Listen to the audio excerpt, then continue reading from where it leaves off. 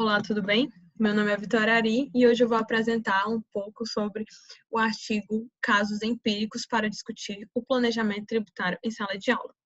Esse artigo foi criado com o objetivo de analisar o planejamento tributário de uma forma mais dinâmica, com entendimento mais prático, analisando casos específicos vistos no dia a dia das empresas, tentando assim diminuir a distância entre o que a gente vê na empresa e o que a gente vê em sala de aula.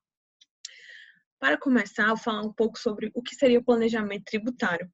O planejamento tributário nada mais é do que um sistema de se economizar os tributos de forma preventiva, ou seja, antes de ocorrer o fato gerador. Então, se faz uma análise detalhada dos tributos para então, por meio do leque de opções a se seguir, projetar o melhor cenário, o cenário mais econômico, e só então tomar a decisão da obrigação tributária menos onerosa. Ele é fundamentado no direito fundamental da livre iniciativa, onde eu, na minha autonomia de vontade, vou escolher a opção menos onerosa a seguir e vou seguir a lei, de forma a seguir uma atividade válida e legítima. Aqui são alguns exemplos de planejamento tributário. Temos aqui reorganização contábil, reestruturação societária, incentivos fiscais e até escolha de tratados internacionais. Mas aí você deve se perguntar, será que todo planejamento tributário está conforme com a lei? Como é que eu sei a diferença entre o planejamento tributário correto e o incorreto? A primeira coisa que eu tenho que prestar atenção é com relação ao critério cronológico. O critério cronológico fala que, se a operação de economia tributária for realizada posteriormente ao fato gerador, então eu vou incorrer em uma evasão fiscal, ou seja, é um ato ilícito. Por quê? Porque após já existir uma obrigação tributária, eu não tenho que tentar escapar de tributo nenhum. Ele já existe, então eu já tenho que pagar por ele. Então, a partir disso, nós sabemos que o planejamento tributário só pode existir se for uma economia anterior ao fato gerador. Mas também temos que se ligar no critério dos meios utilizados, ou seja, os meios utilizados são reais ou eu me utilizei de meios fantasiosos e dissimulatórios? Se sim, então eu incorri em uma elusão fiscal e ela também é ilícita. O fisco vai autuar essas situações. Eu só vou estar fazendo correto, um planejamento tributário correto, se eu fizer uma elisão, que é quando eu respeitei o critério cronológico de ter uma ação de economia anterior ao fato gerador, quando eu me utilizei de meios lícitos e verdadeiros, sem esconder nada, sendo bem transparente. Para melhor entendimento desses pontos, vamos agora passar para o estudo de 3 casos práticos. O primeiro caso é o de uma empresa de comércio varejista, sociedade limitada. Na primeira reunião com o contador, eles decidiram que seguiriam pelo regime de lucro presumido, pois tem alíquotas mais baixas, e regime de recolhimento dos tributos por competência, pois seguiria o princípio contábil.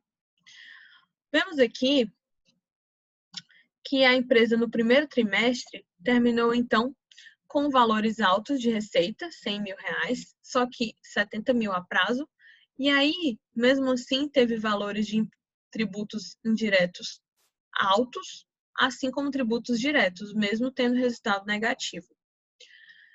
E aí, os sócios falaram que não tinham condições de pagar por isso, não tinham como marcar por isso. Então, teriam que excluir a receita a prazo da contabilidade. Já que eu não recebi esses valores, por que eu tenho que pagar tributo sobre ela?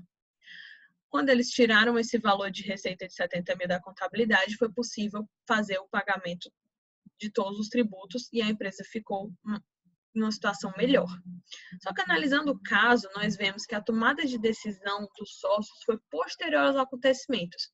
Ele só tirou a receita depois de ela já existir.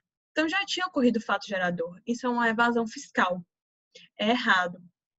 Mas existem outras possibilidades. Poderia, sim, a empresa conseguir economizar. Como é que ela poderia ter feito isso?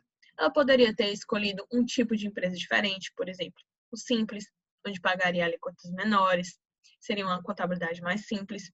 Ela poderia ter escolhido um regime de lucro diferente, por exemplo, o real, onde por ela ter tido resultado negativo, ela nem teria que pagar imposto de renda ou CSL. Poderia ainda ter escolhido um regime de recolhimento de tributo diferente, como o de caixa. Assim, ela só pagaria os tributos incidentes no momento em que recebesse a receita. A gente vê que existem várias possibilidades para se realizar um planejamento tributário, economizando de forma correta, lícita. O segundo caso que eu vou explicar hoje é o da empresa Alfa e Beta, empresas que querem fazer uma reorganização societária. A empresa Beta, uma empresa deficitária, vai incorporar Alfa, uma empresa lucrativa. Alfa, nesse caso, vai assumir todas as obrigações de Beta, ou seja, todos os seus prejuízos. O motivo declarado por elas foi que iam diminuir gastos. Então, antes da incorporação alfa positiva, beta negativa, após a incorporação ficaram com resultado negativo de menos 20. Mas você deve se perguntar, na análise do caso, qual é o real motivo para esse ato? Eles só queriam diminuir gastos? Não. Eles queriam diminuir o imposto de renda e CSL. A empresa alfa, tendo resultado positivo, tinha altos valores de imposto de renda e contribuição social a pagar. E quando ela foi incorporada por beta, não tinha mais. Isso é chamado de uma incorporação reversa. E a Receita Federal tende a autuar esse tipo de situação, porque ela está declarando um motivo irreal por meios artificiosos. É uma elusão fiscal e é ilícito.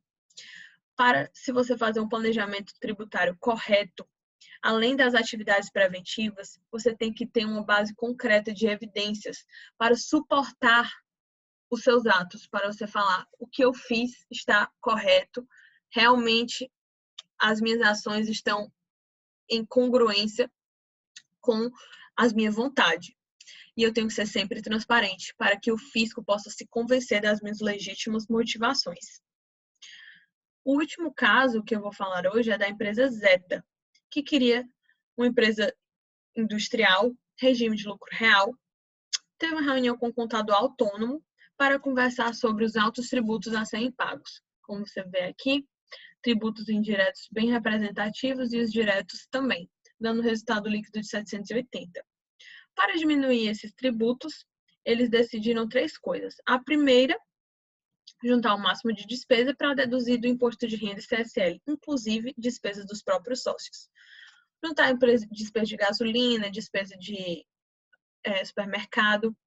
Já que a lei autoriza deduzir despesas da base de cálculo, por que não?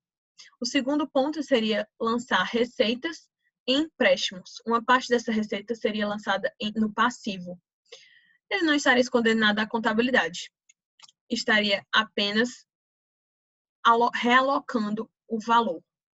E terceiro, ele não ia emitir a nota fiscal de serviços do contador, para não pagar INSS e poder pagar um valor de serviços a maior para o contador. Analisando esse caso, nós vemos que as medidas tomadas foram, sim, anteriores ao fato gerador. Mas isso pode? Não, não pode. Vamos ter atenção ao princípio contábil da entidade, o que diz que a pessoa da empresa é uma pessoa diferente da pessoa física dos sócios, ou seja, as despesas dos sócios não podem ser confundidas com as despesas da empresa. São 2 pessoas diferentes. A segunda coisa é respeitar o registro das contas, afinal, o empréstimo tem uma natureza diferente da receita. Quando você registra uma receita num empréstimo, você está eludindo, você está usando de meios artificiosos e escondendo a real verdade. Outra coisa é respeitar a lei com relação às obrigações acessórias e principais. Emissão de nota fiscal é obrigatório. E mesmo que eu não emita nota fiscal, eu ainda ia ter que pagar o INSS, pois eu realizei o fato gerador. O fato gerador dele não é emissão de nota fiscal. Então, para resolver essa situação, o possível cenário seria, por exemplo, obter benefícios fiscais. Se estiver na jurisdição da Sudan e Sudene, poderia conseguir até um incentivo de 75% do imposto de renda. Ou talvez escolher uma pessoa jurídica para prestar serviços contábeis no lugar da autônoma, nesse caso não pagaria o INSS. E também atualizações legais. Será que essa empresa, por exemplo, está deduzindo do seu PIS e da COFINS o ICMS da sua base de cálculo? O Supremo Tribunal Federal já aceita isso. Será que a empresa está atualizada? No final de tudo isso, eu só queria pedir concluir para vocês ficarem atentos nos critérios, tanto cronológico como dos meios utilizados, pois assim como é função do fisco fiscalizar esses critérios para arrecadar aos cofres públicos, é nossa função zelar por nossa empresa e planejar para pagar menos tributos. Então, temos que nos atualizar, tanto para evitar surpresas como para gerar oportunidades. Por isso, planejem-se. Muito obrigada.